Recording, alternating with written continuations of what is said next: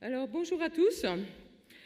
Avant toute chose, je vous remercie pour votre présence aujourd'hui au CNESF pour notre 15e convention Esprit de Service France.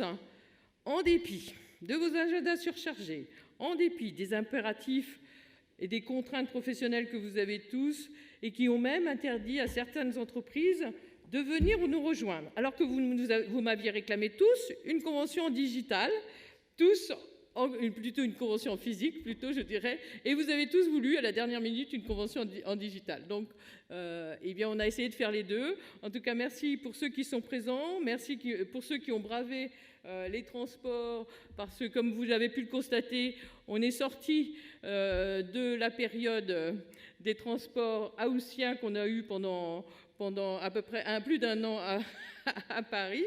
Et merci à tous ceux qui sont en visio. Je crois qu'on est plus de 170 en visio. Merci à vous tous de nous écouter. Et puis, merci surtout à ceux qui sont là, présents aujourd'hui, dans cette belle salle du CNOSF. Cette nouvelle convention, en fait, est totalement représentative de l'ADN d'Esprit de Service France. La résilience, c'est là, disait Boris Cyrulnik, de naviguer dans les torrents. Aussi, pour rebondir, après avoir traversé cette grosse période de turbulence depuis plus d'un an, il nous faut continuer à nous transformer en préservant l'humain, qui, pour nous, à Esprit de Service France, est vraiment au cœur de la performance. La crise a véritablement amplifié les fractures existantes. Aussi, rebondir avec un nouvel état d'esprit, en développant de nouvelles compétences, sera déterminant. C'est quand une équipe prend l'eau qu'elle se ressoude.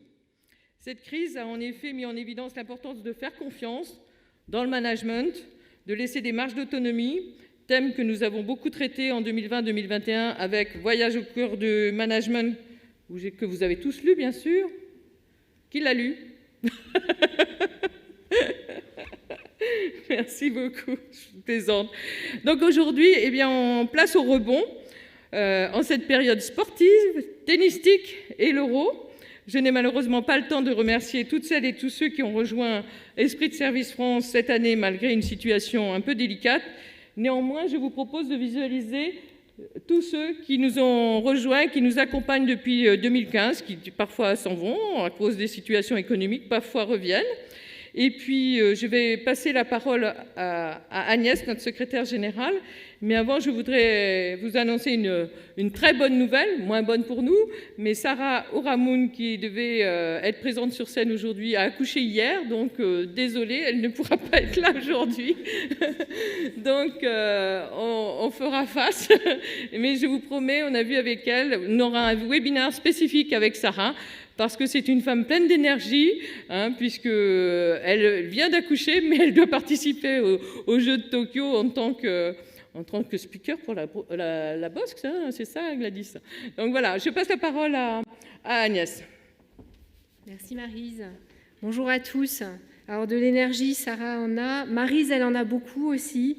Et je tiens, avant d'aller plus avant, à vraiment saluer tout l'enthousiasme de Maryse et qui nous porte, notre présidente,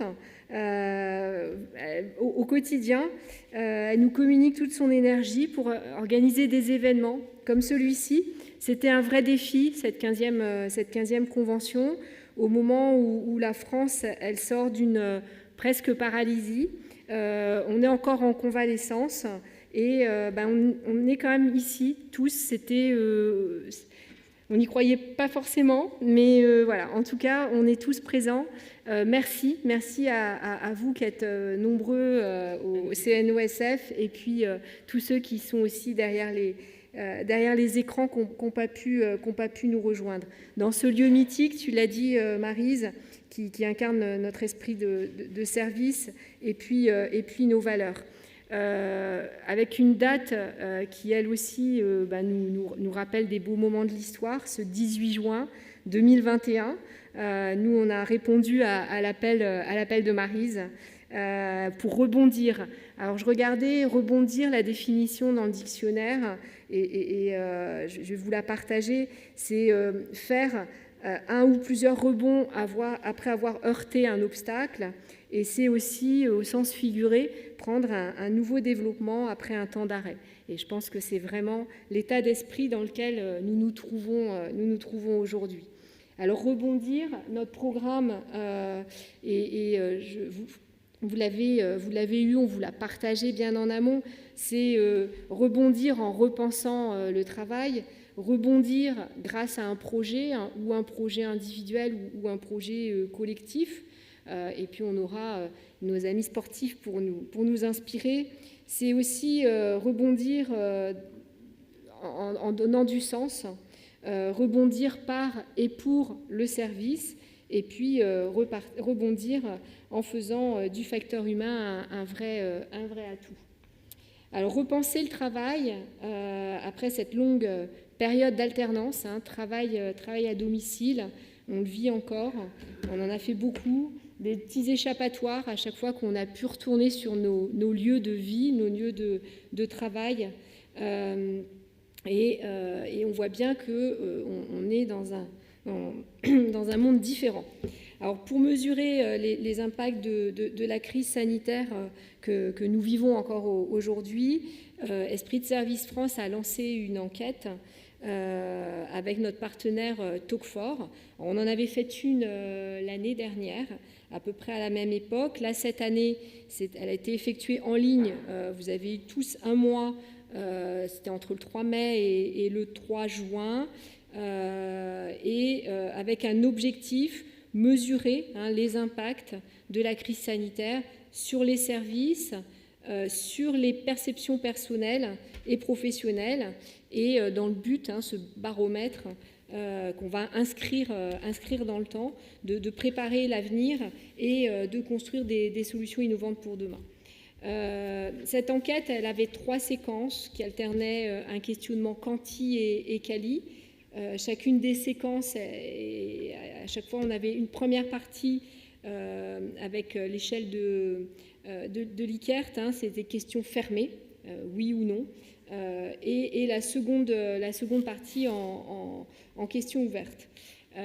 À partir de vos réponses, on a pu tirer une première analyse sémantique. On va vous les partager, Maryse. Quelques extraits. Alors, ce matin, beaucoup orienté travail, management, et cet après-midi, Jean-Yves nous partagera plus sur l'aspect client et commercial. On a des rapports complets qui sont disponibles pour nos adhérents et auxquels vous aurez accès comme l'an dernier, et en ayant accès chacun à vos secteurs d'activité aussi, pour pouvoir vous faire avoir des repères par rapport à l'intégralité. Alors, on a eu au total 405 participants, un bon taux de complétion, comme l'an dernier, de 80%. Ça mesure l'engagement, c'est celui qui va jusqu'au bout de toutes les questions, qui répond à l'ensemble du questionnaire qui durait 15-20 minutes. 50 questions fermées, 5 questions ouvertes, et c'est là où on peut mesurer aussi le taux d'engagement de contribution. On en a eu presque 1850 des contributions, et beaucoup d'idées. Vous nous avez bien nourris. Donc des réponses qui aujourd'hui, quand on les regarde, sont très diverses, et c'est lié aussi à la diversité des contextes, des mondes dans lesquels on évolue. Merci Agnès. Alors, comme je vous le disais, on va zoomer que sur quelques assertions. Première assertion, je suis inquiet sur mon avenir professionnel. Et bien là, comme vous pouvez le constater, les entrepreneurs en 2021 sont moins inquiets et sont prêts à rebondir par rapport à ce que nous avions étudié en 2020, où ils étaient vraiment dans un stress très très profond. Je vais aller assez vite parce que je vois que l'horloge tourne et que nous avons un invité de marque. Deuxième élément sur lequel je voulais insister, c'est dans votre environnement professionnel, comment les principes d'organisation ont-ils évolué entre 2020 et 2021. Et donc là, on a synthétisé, comme vous le voyez, juste en dessous, grosso modo 9 thèmes qui regroupent des thèmes des regroupements sémantiques. Et dans ces 9 thèmes, on voit nettement apparaître entre 2020 et 2021 que tout ce qui est le terme de la sécurité sanitaire, en fait, n'est plus vraiment d'actualité. En revanche, ce que l'on note, et ce qui est important, c'est que, de noter, c'est que la RSE, nouvelle éthique, pèse de plus en plus au regard, tout comme les nouvelles organisations du travail, et là, qui agrègent véritablement un certain nombre de regroupements sémantiques que vous allez pouvoir découvrir dans les enquêtes. Mais ce qui est important, c'est de voir ces 2 grands thèmes, vraiment, on voit qu'en 2021, la préoccupation majeure, véritablement, c'est de travailler sur les nouvelles organisations. C'est ce qui ressort de ce que vous nous avez exprimé. Le 3e thème que j'ai choisi, sur lequel j'ai zoomé, qui sort de ce que vous venez de voir de manière un peu résumée, c'est le thème activité. Sur ce thème activité, cela agrège à peu près 23 groupes sémantiques. L'axe X définit l'importance relative des groupes en 2020 et l'axe Y définit l'importance relative des groupes en 2021. Les groupes qui se situent sous la diagonale ont une importance moindre en 2020. Ils sont affichés en rouge. Et ceux qui sont en vert, c'est ceux qui relèvent véritablement d'une importance qui est très, très fortement affichée dans tout ce qui est exprimé par nos participants, notamment tout ce qui concerne l'adaptation et la simplification, tout ce qui concerne le travail hybride, tout ce qui concerne la réduction des effectifs. Ça apparaît nettement, c'est le petit point 3.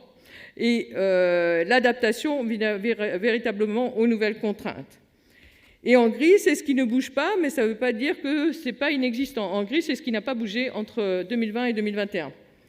Dans le zoom supplémentaire que l'on souhaite vous partager avec vous, c'est dans ce contexte de transformation, quels comportements managériaux sont à privilégier. Et là, on voit bien, comme tout à l'heure, qu'il ne reste plus que 2 thèmes sur les comportements managériaux. Ce sont tout ce qui touche les attitudes, et là, les attitudes, c'est vraiment très, très, très, très, très fortement marqué, et tout ce qui va toucher aussi la nouvelle organisation à ce niveau-là.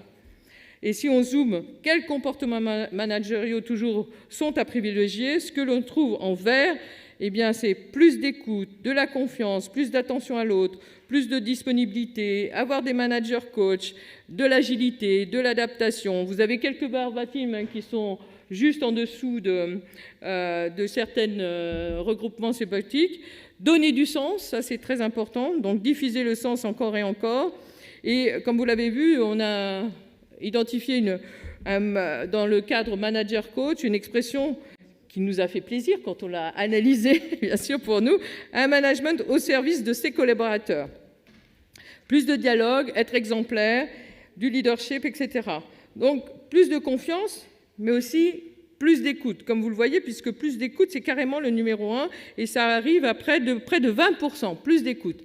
Mais quand on fait le fameux test du Qui2, qui permet de vérifier de manière un peu selon une segmentation que nous, on a incorporée à l'intérieur de notre analyse, ce que disent les managers, ce que disent les collaborateurs et ce que disent les entrepreneurs. Les entrepreneurs, au niveau écoute, ce n'est pas vraiment leur sujet, hein, ils ne sont pas vraiment concernés par cette expression. En revanche, ce qui est important de noter, c'est que le Qui2 vraiment permet de mettre en exergue que les managers de managers, en fait, ne se sentent pas écoutés par leur manager ou leur direction. Et ça, c'est vraiment quelque chose qui nous a beaucoup surpris. Par contre, les managers directs, les managers en proximité, eux, se sentent véritablement écoutés, puisque vous voyez le point 5 côté collaborateurs, ce sont des collaborateurs qui le disent plus, alors qu'en rouge, ils le disent moins. Mais les managers, tout à fait pas du tout d'accord et plutôt pas d'accord, eh bien, ils considèrent qu'eux, ils ne sont pas écoutés. Donc, y a-t-il un problème avec le top management? Je ne m'aventurerai pas sur ce terrain, mais je pense que c'est à prendre en considération parfois. Voilà, alors, juste pour vous... Nous, ça nous a confirmé, en fait, que le baromètre confirme véritablement, à nouveau, la nécessité d'un manager à l'esprit de service renouvelé. Et là, vous avez eu un certain nombre d'éléments à travers le voyage au cœur du management, mais on continuera à travailler cette dynamique. Et ce que je voulais aussi mettre en avant, c'est que ça a confirmé aussi ce que souhaitait le conseil d'administration, c'est de travailler justement et d'imaginer une nouvelle relation humaine commerciale, puisque là, on voit bien que ce soit les managers, que ce soit les collaborateurs, que ce soit les entrepreneurs, ils veulent tous imaginer une nouvelle forme et une nouvelle relation dans ce domaine-là. Simplement, je vais juste, à travers cette slide, demander, puisque vous connaissez tous le lab, comment il est construit, à quoi il sert et à quoi il vous sert surtout, et pourquoi vous pouvez vous en servir et comment vous pouvez vous en servir. Je vais donner la parole 2 secondes à Aurélie Saillot de la Fédération de tennis, qui est la directrice de tous les stades de Roland-Garros, pour nous parler je crois que j'arrive dans les temps, j'ai un peu dépassé. Juste une seconde, une minute, Aurélie, pour nous parler de l'atelier vie au travail. Parce qu'après... Je vais tâcher de rebondir. Je suis très heureuse qu'on ait choisi un vocabulaire qui soit attrait au tennis déjà. Rebondir, ça me ressemble bien. Donc l'atelier vie au travail, alors déjà je suis ravie parce que je rencontre certaines personnes que jusqu'alors je n'ai vues que par le biais de visioconférences. Donc heureuse de vous rencontrer. Donc ce qu'il faut retenir de cet atelier au travail, c'est le partage surtout des bonnes pratiques. On a beaucoup échangé tout au long de l'année, depuis le début du confinement, sur nos bonnes pratiques au travail. Je pense qu'il faut mettre l'accent sur une thématique qui nous sera chère à la rentrée, sur l'hybridation au travail. Voilà, parce que je pense que ça va être une des difficultés rencontrées par toutes les organisations sur le présentiel et le distanciel, avec laquelle il va falloir composer pour tous. Retenir évidemment le petit kit nécessaire au télétravail qui a été constitué, remercier en fait les personnes qui participent à l'atelier depuis quelques mois à nos côtés, aux côtés de Philippe Merle qui anime magistralement ce groupe. Voilà, et puis que dire de plus je vais essayer d'éviter de jouer sur la montre, d'échanger sur les expériences évidemment intra-organisation. Voilà, donc merci de nous rejoindre pour les membres de l'association pour pouvoir justement continuer à faire phosphorer tous ces sujets. Merci. Alors cet atelier, comme l'atelier Centre de Relations Clients, qui est un atelier de co-développement, est véritablement pratico-pratique. C'est des partages ensemble, en interaction uniquement entre les membres.